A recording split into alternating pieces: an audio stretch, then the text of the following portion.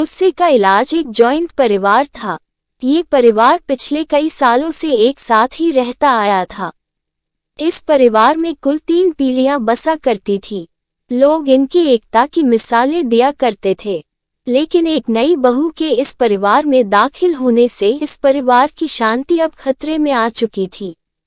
यह नई बहू स्वभाव की खराब नहीं थी, लेकिन जब इसे गुस्सा आता था तो वह किसी को भी कुछ भी बोल देती थी और उसे हर छोटी मोटी बात पर गुस्सा आ जाया करता था। इस वजह से अब पूरे परिवार में तनाव रहने लगा था। ऐसा लगता था कि इतने सालों से जो परिवार एकजुट था वो अब कभी भी टूटकर बिखर सकता है। गुस्सा शांत होते ही बहू को अपनी गलतियों का एहसास होता।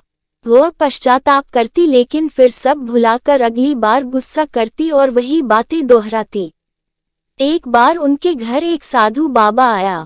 इस नई बहू ने अपनी परेशानी उस बाबा को बताई और उससे कोई उपाय हो तो बताने के लिए कहा। साधु ने अपने झोले से एक दवा की शीशी निकाली और उस महिला को देते हुए कहा कि तुम्हें जब भी गुस्सा आएगा इस दवाई की 4 बूंदें अपनी जबान पर रख लेना और 10 मिनट तक उसे मुंह में दबाए रखना। अगर तुम 10 मिनट तक उसे नहीं मुंह में रख पाई तो ये दवा काम नहीं करेगी। महिला ने अगले दिन से ही उस साधु बाबा की दी दवाई का इस्तेमाल करना शुरू कर दिया।